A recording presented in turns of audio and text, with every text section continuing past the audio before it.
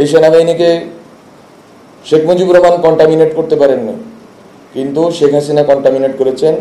উনি এটাকে দূষিত করেছেন এবং এটাকে করাপ্টেড করে রেখে গেছে।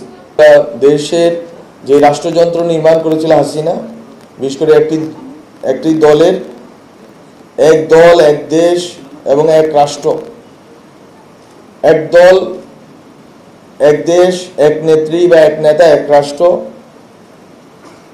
এই মটো ধরে শেখ হাসিনা তার বাবার পদাঙ্ক অনুসরণ করে যেই রাষ্ট্র নির্মাণ করেছেন এবং তার বাবা যেখানে হোঁচট খেয়েছেন তিনি সেই বাধাগুলো নির্মমভাবে দূর করেছেন। মূলত শেখ হাসিনা, শেখ মুজিব যেতটুকু করে যেতে পারেননি তারই রেপ্লিকা অনুসরণ করে, ওই শাসন ব্যবস্থার রেপ্লিকা অনুসরণ করে উনি আসলে বাংলাদেশের জনগণের উপর নিপীড়ন চালিয়েছেন।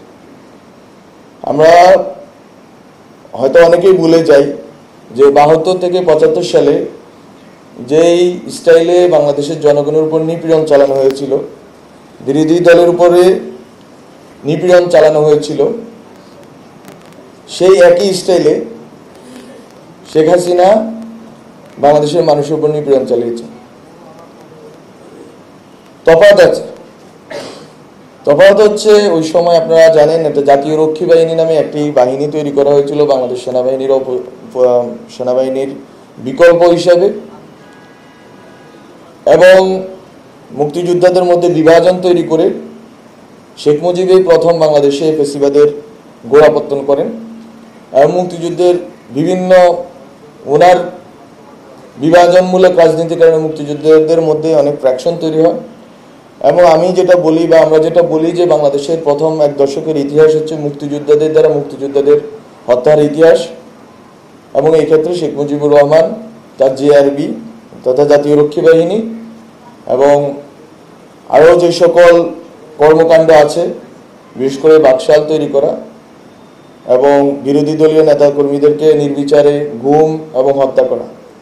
গুমের ঘটনা আজকের ঘটনা না, আয়নাঘর আজকের না, বরং গুম, আয়নাঘর এবং এই যে নির্বিচার নিপীড়ন, এই ঘটনা শেখ মুজিবুর রহমানের আমলেই ঘটেছে। তার মেয়ে যেটা করেছেন, পুরো বাংলাদেশের প্রশাসন যন্ত্রকে জাতীয় রক্ষী বাহিনী বলে কোনো কিছু আর উনি আলাদা করে বানান নাই। উনি যেটা করেছেন, বাংলাদেশ পুলিশকে জাতীয় রক্ষী বাহিনীর রূপে রূপান্তরিত করেছেন, বিজিবিকে সীমান্ত থেকে এনে রক্ষী বাহিনীতে রূপান্তরিত করেছেন। উনি ইভেন পিলখানা হত্যাকাণ্ডের কথা আপনারা জানেন, আগামী 25 ফেব্রুয়ারি পিলখানা হত্যাকাণ্ড দিবস।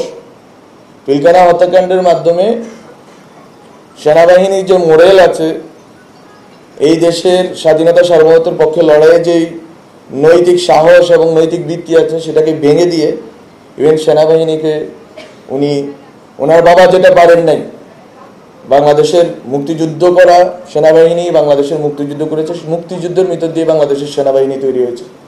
এই সেনাবাহিনীকে শেখ মুজিবুর রহমান কন্টামিনেট করতে পারেননি, কিন্তু শেখ হাসিনা কন্টামিনেট করেছেন। উনি এটাকে দূষিত করেছেন এবং এটাকে করাপ্টেড করে রেখে গেছে। বলতো শেখ হাসিনাকে আমি মনে করি, অনেকেই বলে থাকেন ইতিহাসের শিক্ষা এই যে ইতিহাস থেকে কেউ শিক্ষা গ্রহণ করে না।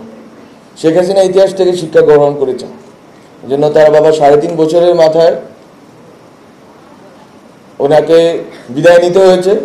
সেই বিদায় হয়তো করুন, সেই বিদায় হয়তো অগণতান্ত্রিক, সেটা নিয়ে আমরা কথা বলতে পারি, কিন্তু উনি যে কোনোভাবেই হোক ক্ষমতা থেকে যেতেন।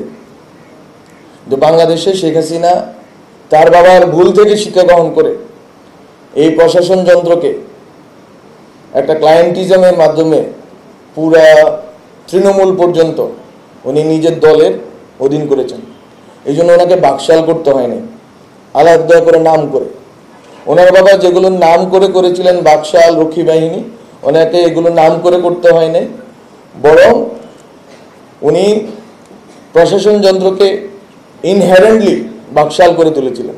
একটা মুজিববাদী প্রবণতার মাধ্যমে, একটা চর্চার ভিতর দিয়ে এই প্রশাসনকে না, শুধু ওদের পরিকল্পনা ছিল মূলত কয়েকটি প্রজন্মকে মুজিববাদী চেতনার গুলি খেয়ে গুলি খাইয়ে তাদেরকে পঙ্গু করে রাখা, নৈতিকভাবে, মানসিকভাবে এবং বুদ্ধিবৃত্তিকভাবে।